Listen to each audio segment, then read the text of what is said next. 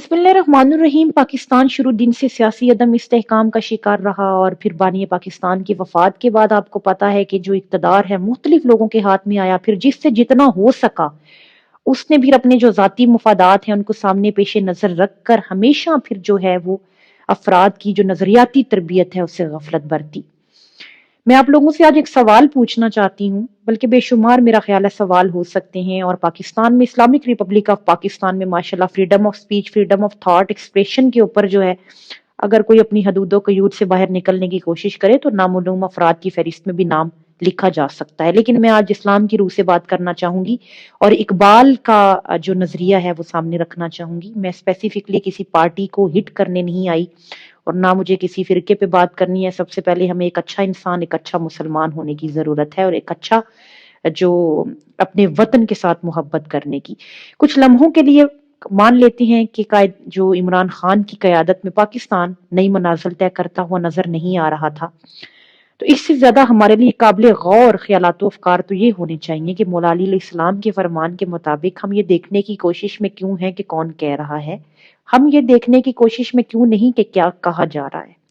अगर इमरान खान का जो नजरियाती सफर है बतदरीज कठन के मराहिल में है और वो अपने मौक़िफ़ पर हमें डटा हुआ मिलता है कि नजरिया इस्लाम जिंदगी की असास है,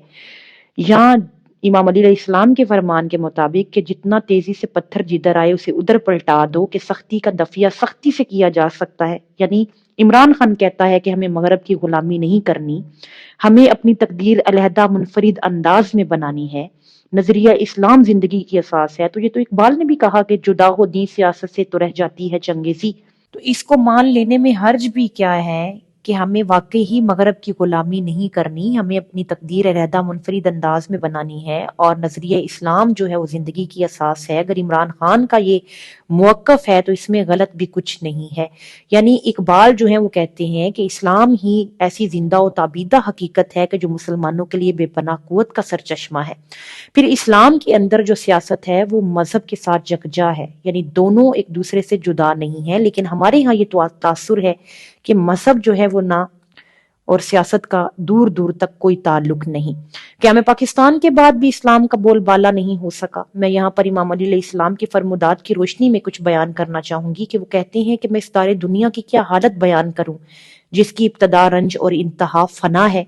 और अनकरीब मिट जाने वाली है, और हुकूमतें जो है वो आजमाइश का लोगों के लिए मैदान बनी हुई हैं। ये अपने नफ्सों को इस तरह संवार लेते हैं कि इनको अमीन समझ लिया जाए और तलवारों को लेकर अलानिया शर फैलाते हैं। ये इन्होंने अपने सवार और पयादे जमा कर रखे हैं फकत कुछ दस्ते की क़यादत करने, मिंबर पर बुलंद होने के लिए अपने नफ्सों को वक्फ कर दिया, और इनका रत्ती भी दुनिया का हाथ से निकल जाना इनको बेचैन कर देता है। मैं आज आप लोगों से एक सवाल पूछना चाहती हूँ कि हमारे इस वक्त जो नुमाइंदे हैं, मुंतखब किए हुए नुमाइंदे हैं सियासत के अंदर, और हमारे जो रहनुमा हैं, कि जो इस्लाम की सही रूह को समझने से, नजरिए को समझने से कासिर है, जो लोग खुद इस्लाम और इस्लामी नजरिए हयात पर खुद के ईमान को कमजोर पा रहे हैं, वो हमारी जो नजरियाती तरबियत है उसका एहतमाम कैसे कर सकेंगे? तो क्या मौजूदा सियासी जो कशमकश है इसके अंदर जो इज्तमाही सोच है वो काबिले गौर पहलू नहीं होना चाहिए? कि इमरान खान का तो नुक्ता नजर ये था कि नजरिया पाकिस्तान जिन इजाज़त से तरकीब पाया, तो हमारे लिए भी यानी हम बहसियत कौम हमारे ऊपर एक जिम्मेदारी आयद कर दी गई कि हम अपनी अक्लो फरासत से ये काम लें कि अगर मिलत इस्लामिया की बुनियाद एक मुश्तरक दीन पर है तो हम सब एक दूसरे से फासले पर क्यों हैं?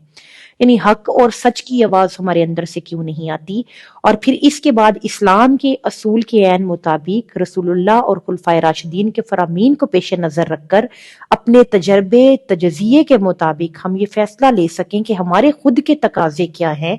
और हमारे रहनुमा के अंदर वो कौन सी क्वालिटी होनी चाहिए कि वो हमारी जो नजरियाती तरबियत है वो बेहतरी के तौर पर कर सके, और फिर इस्लाम का जो बोल है वो बाला हो सके, और एक रियासत मदीना जो है